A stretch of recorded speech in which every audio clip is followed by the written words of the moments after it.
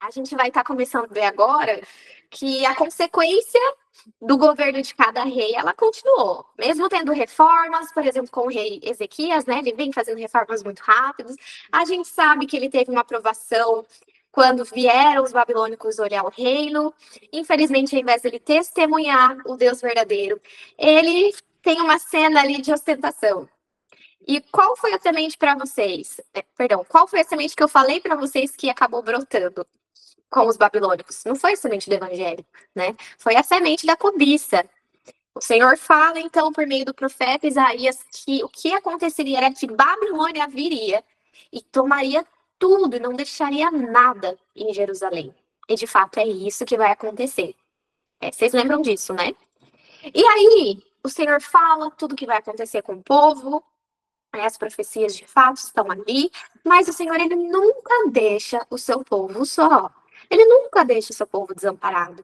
E esses capítulos aqui que a gente vai estar estudando, eles vão trazer muitas mensagens de consolo, de reprovação, de consolo, de esperança. Então é nesse contexto aqui que a gente está, nesses capítulos, tá?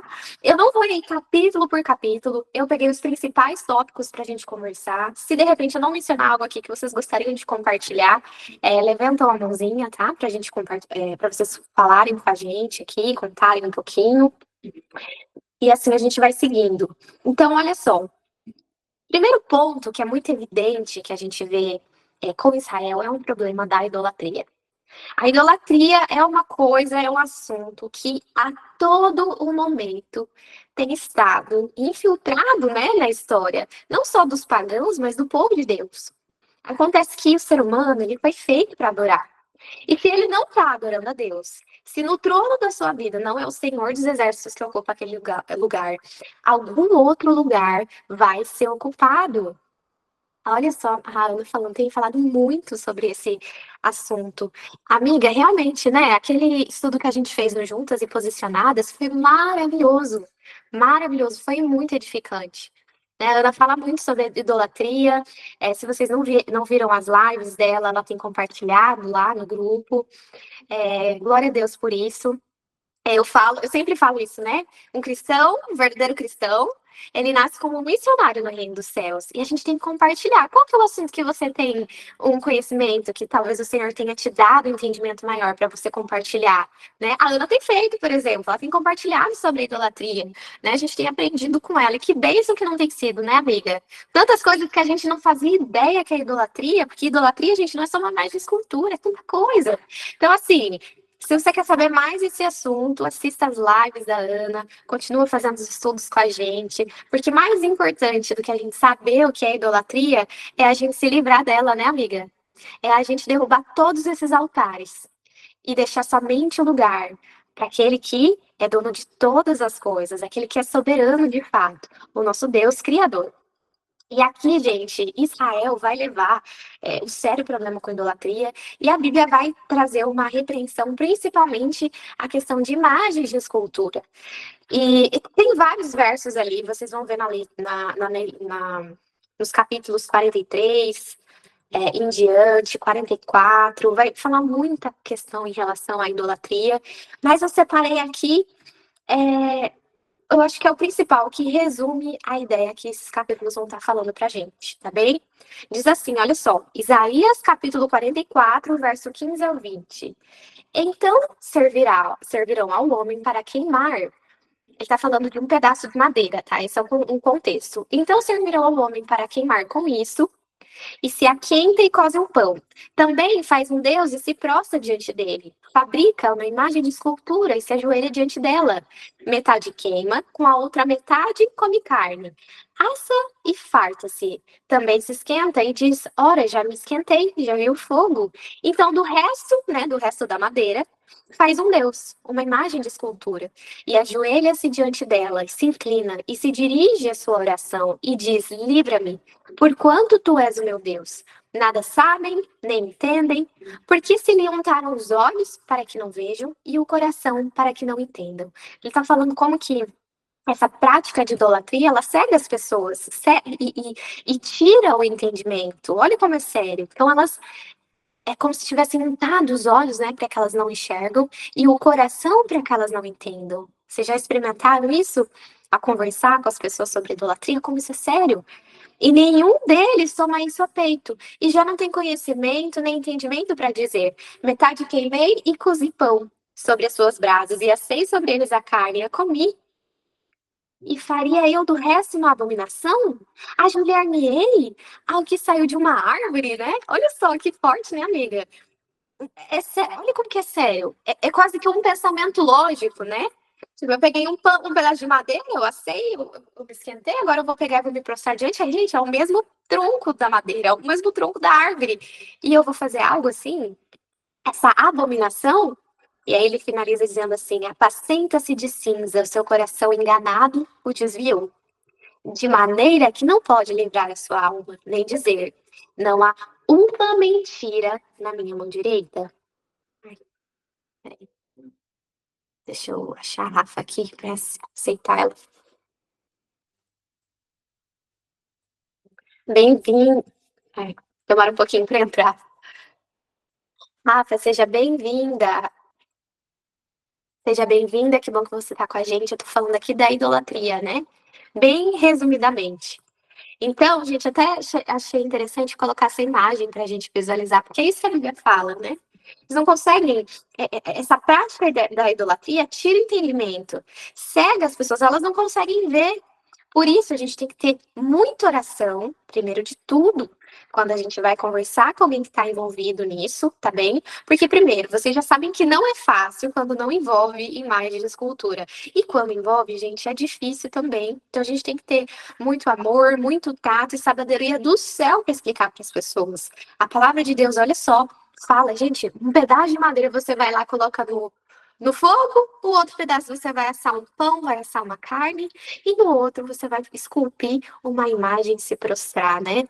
Então, quando eu olhei para essas três fotos, eu falei, gente, como é que é possível? Parece que tá tão claro, como que as pessoas não entendem? E a palavra diz o porquê. Elas foram cegadas, né? E de fato o entendimento delas está ali corrompido para elas não conseguirem entender. Então, gente, é oração em primeiro lugar. A palavra de Deus vai continuar dizendo para a gente, Isaías, agora sobre a Babilônia. Então, o que que acontece? O povo estava nessa prática de idolatria. Eles tinham um problema sério de idolatria. A gente vê especialmente com Acaz, né? No final do reinado de Acaz, não tinha mais culto do Senhor. O templo foi fechado. E eles estavam fazendo o quê? Oferecendo, né? As suas ofertas, os seus sacrifícios para os seus ídolos, para suas imagens de esculturas. Eles faziam muito isso nos bosques. E aí, a palavra de Deus fala que eles vão ser levados, então, para a Babilônia. E é interessante porque Babilônia, a gente não escuta falar ela só uma vez na Bíblia. Alguém sabe me dizer aonde mais a gente vai ouvir falar de Babilônia? Em qual outro livro da Bíblia?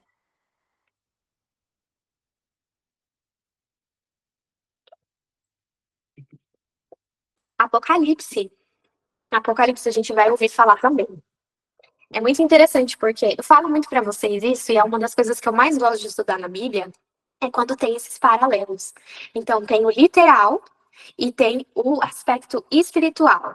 Então, vai ter um literal que vai acontecer de uma forma e num espaço menor, e a gente vai ver aquilo se repetindo num contexto mais abrangente no futuro. Então, isso acontece muito na Bíblia, é um tipo de paralelismo que eles chamam.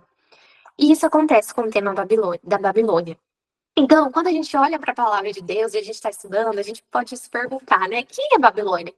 Então, você pode falar assim, não, aqui no contexto da Babilônia era uma nação muito poderosa, tinha Nabucodonosor, que foi um rei poderoso, que o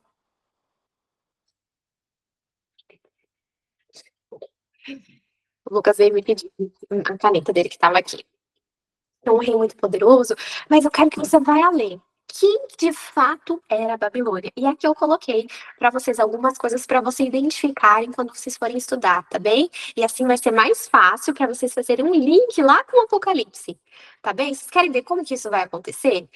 Babilônia, Babel, vem de Babel, olha só, da Torre de Babel. E Babel significa o quê? Eu falei para vocês lá em Gênesis. E tá na Terra, né, também. Babel significa confusão. É uma confusão, tá bem? O que que a Babilônia ela faz em relação ao povo de Deus? Ela sempre é perseguidora. A gente vê Babilônia como aquela que oprime o povo de Deus, aquela que persegue o povo de Deus. A gente vê isso acontecendo no antigo Israel, né? Tanto que eles vão ser levados cativos e tudo mais, sempre num contexto em Estado e igreja. Lembra que eu falei para vocês ficarem sempre atentas? Quando a igreja se une com o Estado, às vezes a gente tem essa expectativa, talvez assim, uma ideia que na teoria parece muito bonita, mas na prática não funciona meio assim, muito assim, e a gente pode ver pela história. Todas as vezes que a igreja se uniu com o Estado, houve perseguição. A gente se espera uma liberdade religiosa, adoração ao Senhor, um reavivamento, só que isso não acontece de fato. A gente vê o quê? Perseguição, dizendo que é feita ainda no nome de Deus. Tá bem? Então, no caso aqui, a gente vai ver perseguição do povo de Deus, né? Também o rei Nabucodonosor e vai ter os outros reis de Babilônia, ele é absoluto, né? Ele clama até a adoração para ele, a gente vai vendo isso na história bíblica. A gente vai ver que Babilônia, ela sempre faz o quê? Aliança com os reis da terra, né? A gente vai ver isso com Babilônia do passado, com Babilônia de Apocalipse. A gente vai ver um sistema de falsa adoração. Peraí, falsa adoração, sim, vai acontecer lá em Apocalipse também. Quem estudou Apocalipse, está conseguindo lembrar algumas coisas que a gente falou sobre isso? Contexto de falsa adoração, tá bem? Outra questão, riquezas e comércio. Babilônia, antiga Babilônia, não tinha, ela era dita como a cabeça da estátua, a cabeça de ouro. Não houve nação como a nação de Babilônia, questão de poder, influência e riqueza. E a gente vai ver uma forma semelhante aqui à Babilônia, que vai perseguir o povo de Deus no fim dos fins do tempo. Ela também é muito rica, literalmente rica, e comércios. A Bíblia vai falar que ela é cheia de comércios, ouro, prata, ah, incensos, joias preciosas e até almas humanas. Olha que sério isso. Então, aqui eu quero trazer para vocês, inclusive anotem, tá bom? Para depois vocês fazerem o seguinte: lerem de novo o capítulo 47 de Isaías, e aí depois também o capítulo 17 e 18 de Apocalipse, tá? Especialmente o capítulo 18 de Apocalipse. Tarefa de casa. Para vocês que querem dar um passo mais profundo no estudo, anotem e vocês vão ver assim, nossa, parece que é a primeira pessoa que perdão, a mesma pessoa que escreveu Apocalipse, você vai achar que escreveu o livro de Isaías também. Claro que é o mesmo Espírito, né? O Espírito Santo que estava conduzindo por trás, por isso que faz tanto sentido. Aqui, eu até trouxe alguns versos para vocês, tá bem? Olha só. Qual Apocalipse? 17 e 18, amiga. Principalmente 18. De nada. Olha só. Então, a gente pega Isaías capítulo 47, versos 5 ao 8. Presta atenção, gente. Essa parte aqui é bem importante no estudo, tá bom? Essa aqui é uma parte que a gente vai se concentrar um pouquinho mais na leitura e depois a gente vai seguir mais adiante. Mas é super importante. Ele vai falar assim, olha, assenta-te silenciosa e entra nas trevas, ó filha dos caldeus. Então, o contexto é o quê? Babilônia, tá? Porque nunca mais será chamada senhora de reinos. Muito me agastei contra o meu povo, tornei profana a minha herança e as entreguei nas tuas mãos. Não usaste com eles de misericórdia, e até sobre os velhos fizeste muito pesado o teu jugo. E tu dizias, eu serei senhora para sempre. Até agora não tomaste essas coisas em teu coração, nem te lembraste do fim delas. E aí no verso 8 diz assim, agora, pois, ouve isto. Tu és dada a delícias, que habitas tão segura, que dizes no teu coração, eu sou, e fora de mim não há outra, não ficarei viúva e não conhecerei a perda de filhos. Esse verso é super importante no contexto de estudo de quem é Babilônia espiritual, o que ela faz, a forma com que ela age, a forma com que ela se comporta, tá bem? Depois a gente vai falar um pouco mais sobre esse verso. Mas é muito importante para vocês guardarem, tá bom? Isaías 47, verso 8. E ela fala: não ficarei viúva, nem conhecerei a perda de filhos. E, olha só como ela fala: eu sou e fora de mim não há outra. A palavra de Deus em Apocalipse diz que existe uma Babilônia espiritual. E essa Babilônia, o Senhor a identifica como um sistema religioso que foi corrompido. Então, ela até fala que ela tem o vinho, né, das suas prostituições, e prostituição tem a ver com uma falsa doutrina, um falso ensino que é compartilhado com todos os habitantes da Terra. Não é a verdadeira doutrina bíblica, é uma doutrina que foi misturada. É uma doutrina que foi corrompida e ela compartilha isso. A Carla entrou. Oi, Carla, seja bem-vinda. Então, a Bíblia continuando, ela vai falar sobre esse sistema religioso, esse sistema corrupto, né? É um sistema que fala assim, olha, eu sou a única que presta, e fora de mim não tem outra, tá bem? Não ficarei viúvo, não conhecerei a perda de filhos, vocês já vão entender o que é isso.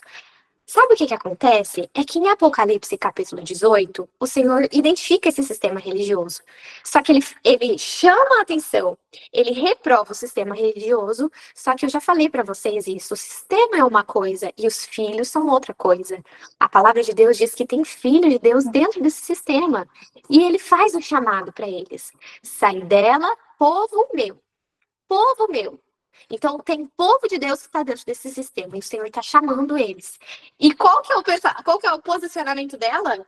Eu não ficarei sem filhos, eu não sofrerei perda de filhos. O Senhor está chamando os seus filhos e ela está puxando eles para dentro de volta, tá bem? Então pense nisso. O que isso significa? Contexto espiritual, contexto dos últimos tempos também. Agora a gente vai mais rápido, tá? Apocalipse 17, então, paralelo, ele vai dizer assim: E veio um dos 7 anjos que tinha 7 taças e falou comigo, dizendo: Vem, mostrar-te-ei a condenação da grande prostituta que está assentada sobre muitas águas. Águas na Bíblia significam povos, tá? Da onde eu tirei isso? Da própria Bíblia. Se você quiser saber onde está escrito, depois fala comigo que eu te mando o verso. Com a qual se prostituíram os reis da terra, e os que habitam na terra se embebedaram com o vinho da sua prostituição. E levou-me em espírito a um deserto, e eu vi uma mulher assentada sobre uma besta de cor escarlate, vermelha, e que estava cheia de nomes de blasfêmia, e tinha 7 cabeças, 10 chifres, e a mulher ela estava vestida de púrpura escarlate, né, quer dizer que é um roxo e um vermelho, essas são as cores que representam ela, inclusive hoje. Então, isso você consegue identificar quem que é esse sistema também usando as cores, tá bem? É adornada com ouro, pedras preciosas, pérolas, e tinha na mão um cálice de ouro, cheio das abominações e da imundícia da sua prostituição. E na sua testa estava escrito o nome: Mistério, a Grande Babilônia, a mãe das prostituições e abominações da terra. Então a gente tem essa mesma paralelo. Ela é uma mãe, ela diz: Eu não vou sofrer perca de filhos.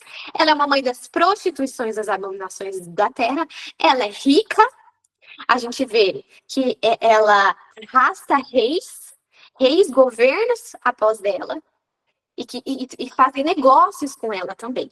Tá bem? Olha só, continuando, o verso ele fala assim, agora 47:9 de Isaías. Mas ambas essas coisas virão sobre ti em um momento, no mesmo dia: perda de filhos e viuvez.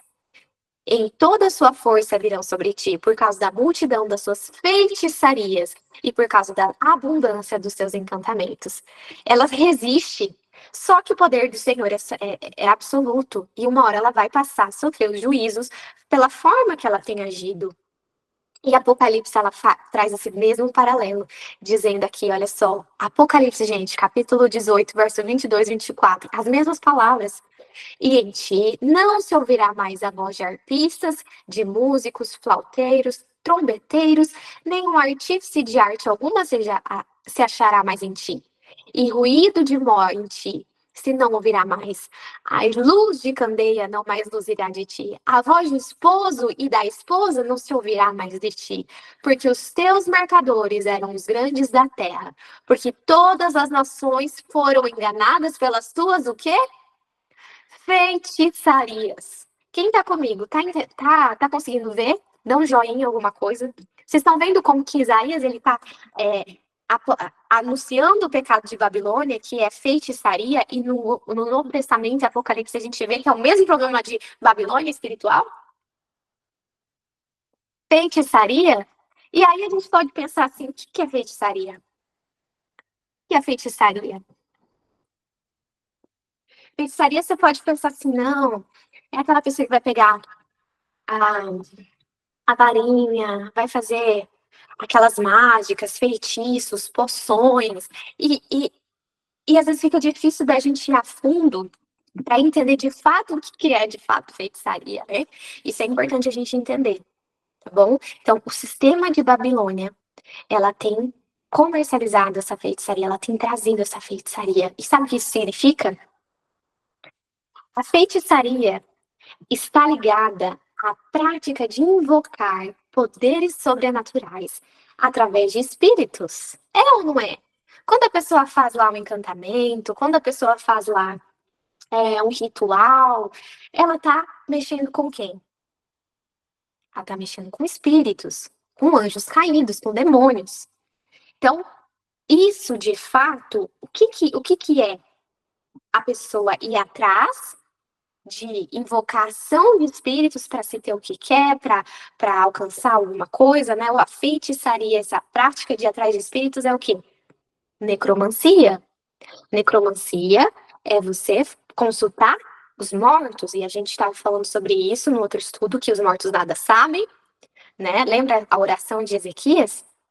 Eles nada sabem, a gente também leu Eclesiastes 9, né? Falando disso.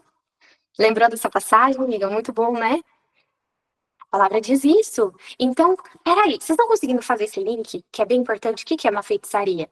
A pessoa vai invocar os espíritos, né? Ela vai invocar os mortos, ela vai chamar os demônios, os anjos caídos. Então, ou seja, feitiçaria é abrir um canal de comunicação de forças espirituais que são proibidas pela Bíblia. O Senhor proíbe o filho seu falar, ter contato com os anjos caídos. Mesmo que a pessoa ache que é alguém que morreu, porque na palavra de Deus tem uma definição do que acontece com os mortos. Então, mesmo que seja ignorância, tá errado. E a pessoa tá correndo um grave risco em ir atrás dessas coisas. Então, encantamentos, rituais, adivinhação, os médios, pessoa que lê a mão, gente, todas essas abominações o Senhor condena. Tudo isso é feitiçaria. Espiritismo, e aí é o ponto onde eu quero chegar. O que é o espiritismo, gente? É a prática de abrir o quê? Canal para comunicação com os mortos, não é isso? Ou seja, gente, feitiçarias é também o espiritismo. Já passa a palavra para você, Marcinha. A arte de falar com aqueles que já morreram, né? E eles se manifestam, eles tomam um formato, muitas vezes, de alguém que já faleceu. Talvez você já conheça alguém que tenha passado por isso, né? Não era exatamente fulano, a voz, o jeito que se vestiu, o jeito que andava. Era exatamente fulano que morreu. Não era fulano, parecia muito. Eles são mestres em imitar, mas não era o fulano. Era um anjo maligno se manifestando na forma. E até essa arte de enganar de fato cai como uma definição de feitiçaria. Pode falar, Marcinha? Então, quando a gente.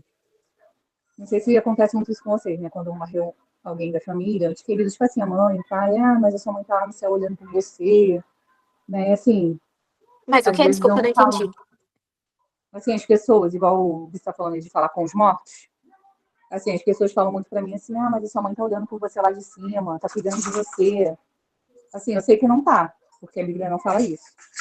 E assim, às vezes eu não falo pra pessoa, sabe? Assim, tem umas pessoas que falam assim, mas eu não acredito, eu acredito na Bíblia, quando morre, né? Eu não sei se é preguiça, às vezes, que eu tenho de explicar, né, no que eu creio.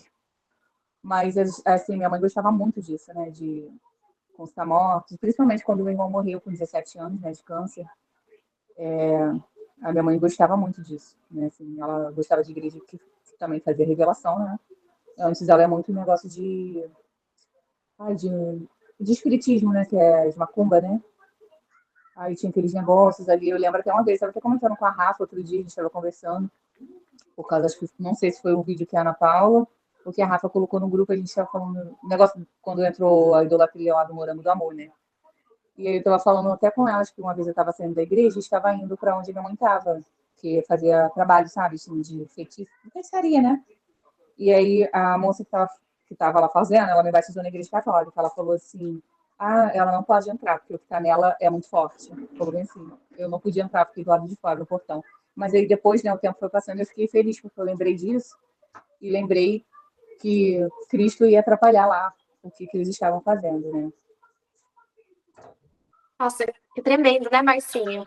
De fato, é real. E você falou disso que aconteceu, né? Então, a sua mãe, ela foi na angústia. Não é natural, né? Uma mãe perder um filho. É, mesmo quando é alguém mais velho, já é difícil, mas quando é mais novo, parece que é mais dolorido ainda para um pai, para uma mãe. E eu tenho percebido muito isso, que as pessoas que vão atrás do espiritismo é aquelas que perderam alguém por algo muito trágico. Então, perder alguém de uma forma muito trágica, de uma forma repentina, a pessoa mergulha de um jeito no espiritismo que é muito difícil, é quase impossível a pessoa conseguir sair. Porque a pessoa já não quer mais saber da Bíblia. Então, a pessoa vai ter um contato com o espiritismo, vai ver a pessoa que faleceu, ela ama a pessoa, tem saudade, então ela não aceita por que que aconteceu, fulano era tão bom, fulano era tão jovem. Então, o espiritismo, ele traz uma resposta bonitinha, né? Assim eu digo bonitinha só pela capa, porque é uma mentira, né? E as pessoas se contentam com isso, as pessoas se contentam com isso. Sendo que, gente, para que que a gente vai aceitar algo assim, sendo que existe a ressurreição? Gente, que olha, mas sim, olha que especial que seria para sua mãe se ela de fato cresce na ressurreição, ela fala assim, eu vou fazer de tudo para no dia que Jesus voltar, né, eu ressuscitar, eu ver o meu filho. Ou eu vou fazer de tudo para levar a minha família aos pés de Jesus, para que se acontecer uma fatalidade que todo mundo está sujeito nessa terra, naquele dia da ressurreição, todos nós possamos ressuscitar e viver a eternidade. Pode falar, Ana.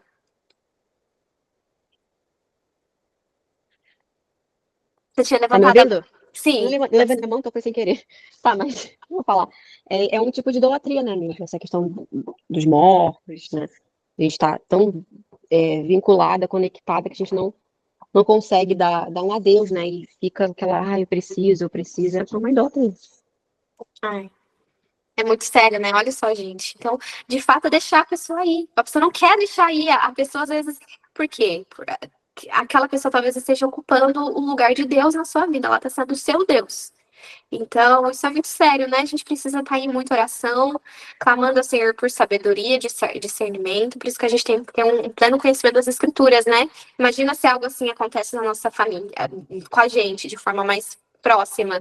Qual seria a nossa reação, né? Então, a gente tem que glorificar o Senhor, fazer enquanto a gente pode, enquanto estamos vivos, enquanto a gente ainda não descansou. Depois, a gente só tem a promessa da ressurreição.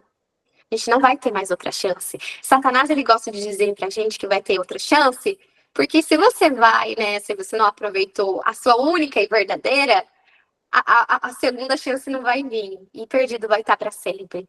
Então, assim, os filmes, né? Muito filme dito cristão traz muito desse conceito espírita, então tenham muito cuidado, especialmente naquele filme A Cabana, né? Uma época ficou bem famoso. Fiquei muito atenta. Qualquer coisa de espiritismo, de, de mortalidade da alma, essas coisas, gente, tirem da casa de vocês. Não deem palco para inimigo, tá bem? Continuando. A palavra de Deus vai falar, então, feitiçarias, né? Ela vem como uma religião disfarçada. Então, a palavra de Deus fala que essa Babilônia, ela traz essas feitiçarias. Então, assim como teve no passado, a gente vai ver, um pouco antes de Jesus voltar, a Babilônia, ela vai crescer novamente, no sentido de poder mundial, de relevância, de popularidade, e ela vai trazer à tona esse sistema corrupto envolvendo, né, questões de espiritismo que vem nesse sentido de feitiçaria. Então, se a gente não tiver um conhecimento da palavra de Deus, a gente é levado. A gente não pode achar que a gente está seguro se a gente não estuda a Bíblia. A gente não estuda a Bíblia, a gente não está seguro, gente. Tá bem? Continuando. Então, o último verso aqui de paralelo para mostrar para vocês, aqui ele vai falar que em Isaías, olha, pelo que virá o mal sobre ti, não saberá a tua não saberás a tua origem, e tal destruição cairá sobre ti, que não poderás afastar, porque virá sobre ti de repente tão tempestuosa de desolação que não poderás conhecer. Então, aqui o Senhor, eu vou resumir esse versinho, porque eu não quero atrasar e quero continuar para a gente terminar os capítulos. Mas olha só, meninas, anotem Isaías 47, 11 ao 15, tá? Para vocês lerem. Aqui o Senhor vai falar que o fogo vai queimar a Babilônia e que vai consumir ela. E diz que aqueles que vão estar, né? Aqueles que negociaram com ela, os reis da terra, eles vão olhar para ela e vão ficar vagueando pelo caminho, porque agora, né, eles já não podem mais fazer nada. É isso que o capítulo 47 de Isaías vai estar falando. E em paralelo com o capítulo 18 de Apocalipse, fala assim: olha, portanto, num dia virão as suas pragas, a morte, o pranto e a fome. E será o quê? Queimado no fogo. Porque forte é o Senhor Deus que a julga. E os reis da terra que se prostituíram com ela e viveram suas delícias chorarão, e sobre ela prantearão quando virem a fumaça do seu incêndio. E estarão de longe pelo temor do tormento, dizendo: ai, ai daquela grande Babilônia, aquela forte cidade, pois numa hora veio o seu juízo, e sobre ela choram e lamentam os mercadores da terra, porque ninguém mais compra suas mercadorias. Gente, os juízos de Deus vão cair sobre Babilônia. Esse poder ele ainda não chegou ao nível de perseguir novamente os cristãos, né? Tanto que vai ter a imagem da besta, todas essas coisas acontecendo, conectadas com Babilônia, ela vai acontecer, ela vai se exaltar, vai chegar nisso daqui. O povo de Deus vai ser guardado pelo Senhor, e no final de tudo, ela vai receber o juízo e a recompensa dela, que é o fogo e destruição completa e eterna. Tá bem? Mas é muito interessante esse paralelo para a gente identificar quem é Babilônia, o que vai acontecer, como o povo de Deus tem que estar preparado nos últimos dias, tá bem? Eu sei que isso aqui é um pouco mais de texto, nossa, esse verso é mais comprido, mas isso aqui é essencial para a gente sair do raso, tá bom? Bom, agora para frente, nosso estudo ficar mais tranquilo, essa foi a parte difícil, tá bem?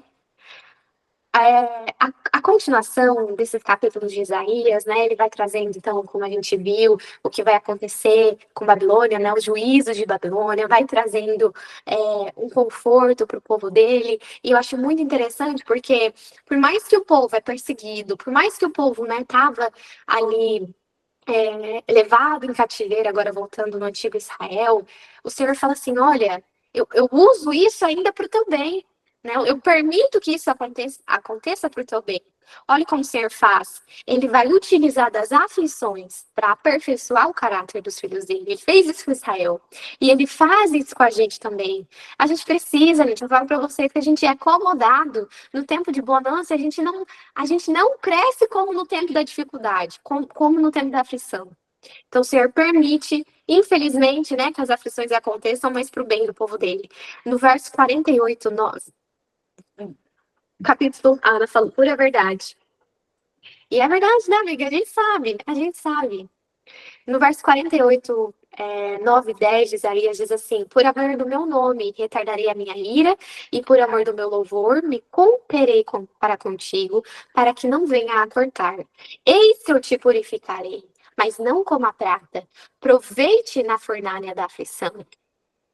Gente, já pensou ser provado na fornalha da aflição? Quem aqui já foi provada na fornalha da aflição? E eu tenho certeza que a gente ainda vai ser. Até Jesus voltar, vai ter algumas pra gente refinar, porque a gente precisa, gente. A gente é como uma pedra bruta de uma pedreira, sabe? E você pega, não tem nada nela. E aí o Senhor, ele começa a polir. Ele começa a polir essa pedra, ele começa a trabalhar, e a partir dela, ele pode sim fazer algo de bom. Pode sim estabelecer a igreja dele, o povo dele, fazer de você uma joia preciosa. Mas a gente precisa passar pela fornalha da aflição, meninas. A gente precisa, e glória a Deus, né? Porque a nossa leve e momentânea tribulação produz em nós um eterno peso de glória. É isso que 1 Coríntios 4 vai dizer. E aí, olha só, é muito interessante porque Isaías, né, ele vai trazendo esse conforto para o povo do Senhor, ao mesmo tempo que vai puxando a orelha deles, né? Porque, olha só, vocês estão passando nisso porque vocês precisam ser lapidados. Ah, e se vocês tivessem escutado? Já escutaram isso da mãe e do pai de vocês? Ai, por que você fez isso? Você não me escutou? Eu te falei. E aqui o Senhor, ele pega e fala assim, ai, se vocês tivessem dado ouvido aos meus mandamentos, então seria a tua paz como um rio e a tua justiça como as ondas do mar. Gente, olha só que bênção que não seria. Os mandamentos do Senhor são bons, não são ruins, gente. É para o nosso benefício.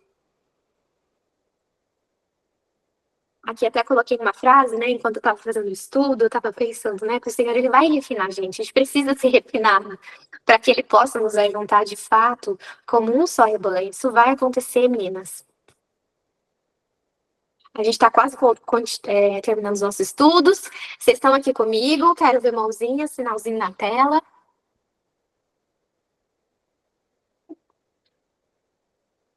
Ixi, será que eu tô falando sozinha?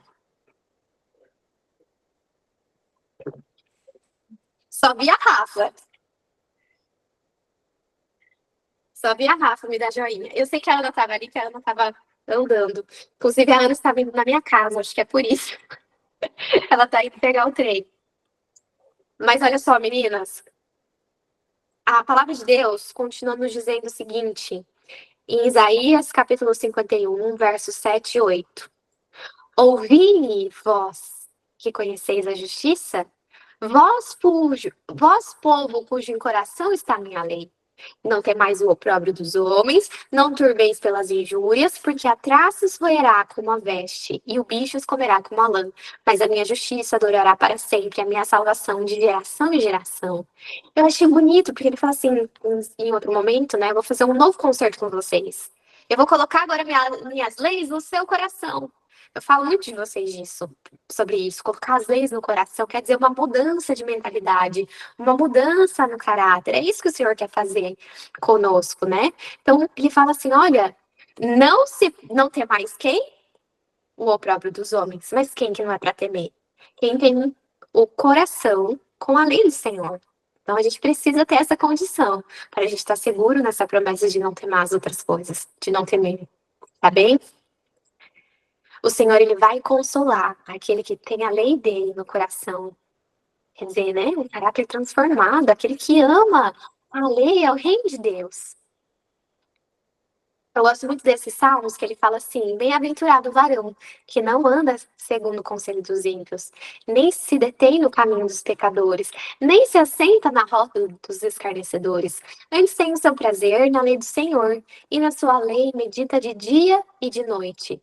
Pois será como a árvore plantada junto a ribeiros de águas, a qual dá o seu fruto na estação própria, e cujas folhas não caem, e tudo quanto fizer prosperará.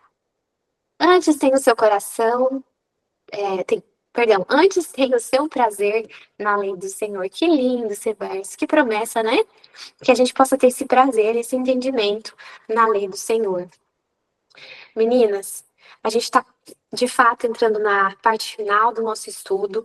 E agora, tem é um dos meus capítulos preferidos da Bíblia. É Isaías 53, Isaías 58. Mas esse daqui não tem como eu não ler com vocês. Ele é curtinho. Ele é curtinho, mas é especial demais, porque se trata de um capítulo messiânico. E ele diz assim. Então, ao mesmo tempo que a gente vê, né? Olha só, a gente vê puxão de orelha nesses capítulos. A gente vê o Senhor chamando o pecado pelo nome, chamando o povo para arrependimento.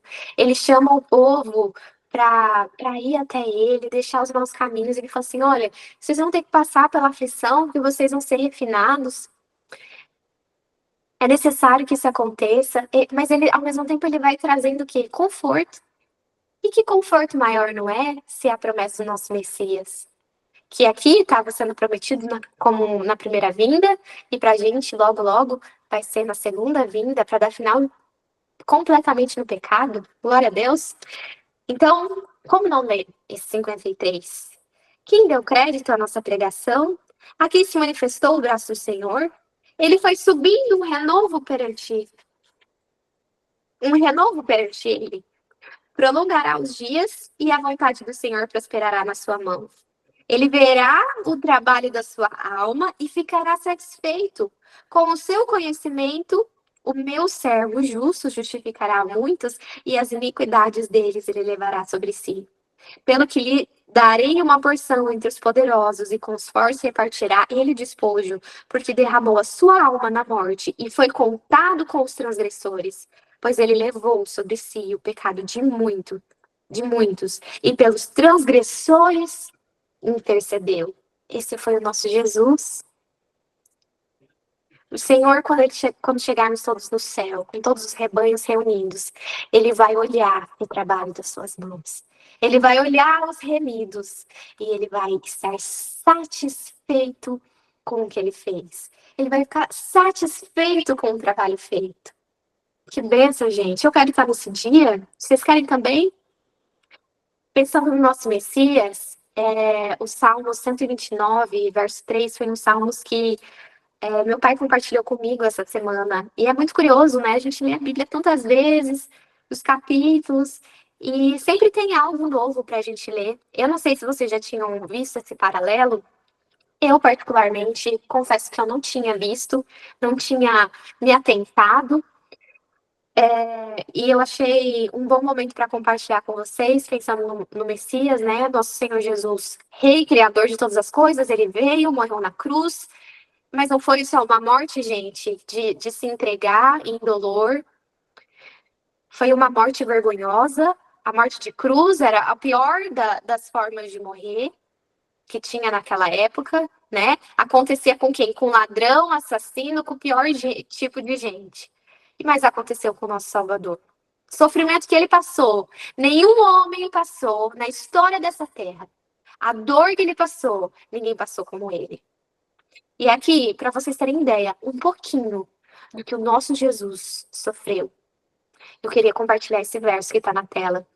Ele fala assim: muitas vezes me angustiaram desde a mocidade. Diga agora, Israel. Muitas vezes me angustiaram desde a minha mocidade. Todavia, não prevaleceram contra mim. Presta atenção nesse verso agora.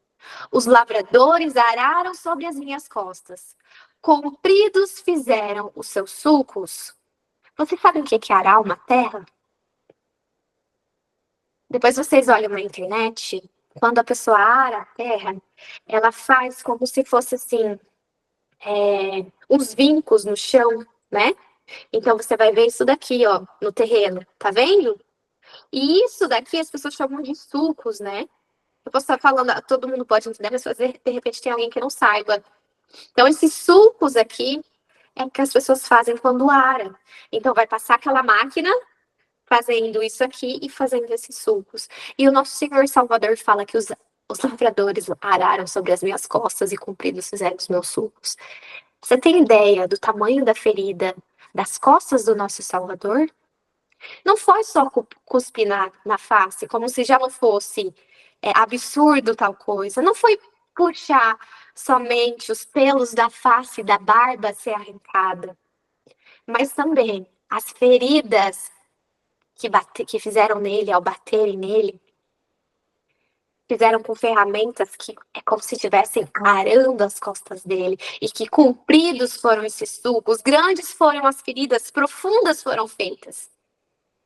Dizem, há relatos, que acontecia muitos de ter as entranhas expostas, os órgãos expostos. Tão crueldade era feito nesse tipo de tortura. Mas o Senhor o sustentou para que ele conseguisse suportar até a cruz.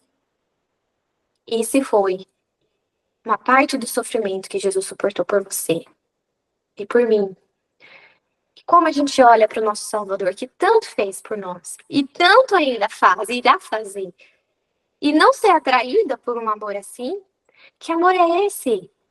Um amor que olha para alguém que não merece, para alguém que muitas vezes o rejeita, para alguém que coloca todos e tudo no lugar que era para ele estar ocupando, mas ele vem e ele fala assim: não.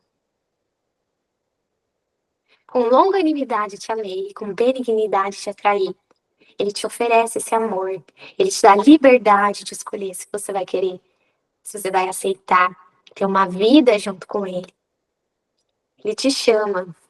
E eu gostaria de compartilhar com vocês o capítulo 55 de Isaías, que é lindo e deixa este chamado para gente.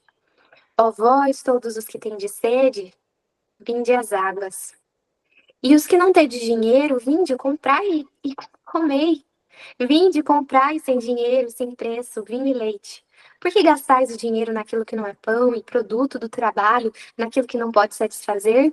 Ouve atentamente, comei o que é bom e a sua alma se deleita na gordura. Inclina os vossos ouvidos e vinde a mim. Ouvi e a vossa alma viverá. Convosco eu farei uma aliança perpétua. Eu vou fazer uma aliança com vocês para sempre, dando-vos as firmes beneficências prometidas a Davi, as promessas, né? Vede, eu dei por testemunho aos povos como príncipe e governador dos povos. Certamente chamarás a uma nação que não conhece, uma nação que nunca te conheceu, correrá para ti, por amor do Senhor teu Deus, o Santo de Israel, por ele te glorificou. Buscai ao Senhor enquanto se pode achar.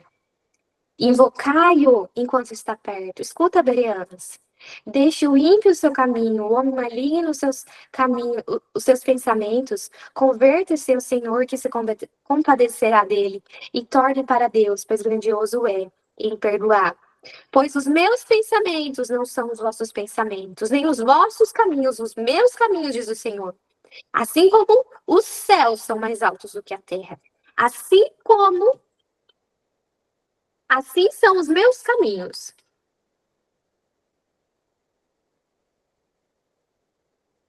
E a palavra de Deus continua dizendo assim: assim são os meus caminhos, mais altos do que os vossos caminhos, e os meus pensamentos mais altos do que os vossos pensamentos. Amém? Dá vontade de ler o capítulo inteiro, eu já li bastante. Mas esse capítulo é lindo demais. Buscai ao Senhor enquanto se pode achar, invocai-o enquanto ele está perto. Deixe o ímpio o seu caminho, o homem maligno os seus pensamentos e se converta ao Senhor. Isso aqui é um chamado, gente, um chamado para arrependimento. Como resistir a isso? Eu falo para vocês assim, a gente sempre acha que vai ter tempo, né? Não, mas eu preciso arrumar casa, eu sei como é que é, eu preciso cuidar do marido, e eu já sei que já é difícil com trabalho e marido, imagina quando tiver filhos, quem ainda não tem. Então eu consigo imaginar um pouquinho que não é fácil, especialmente para uma mulher, né? Mesmo aquelas que ainda não têm, sempre tem algo para fazer. Sempre você tem um sonho para ir atrás. Só que hoje é tempo de buscar o Senhor. A gente há muito tempo tem escutado que Jesus vai voltar. Jesus vai voltar, Jesus vai voltar.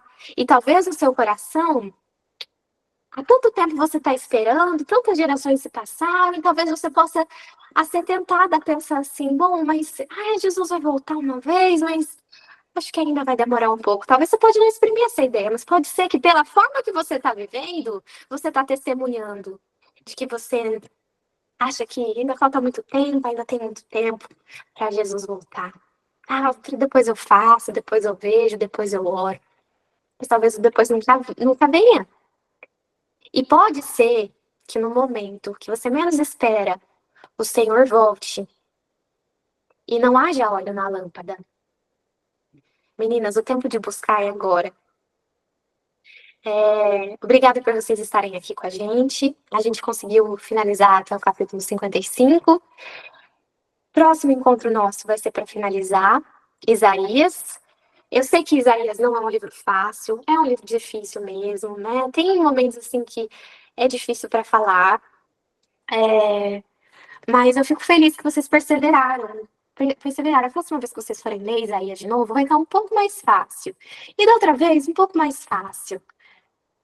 Então não desistam, tá bem? Eu quero chamar vocês para fazer uma oração, tá bem? Uma oração de entrega, uma oração de renúncia. Eu acho que é um bom momento agora, tá bem? Feche seus olhos.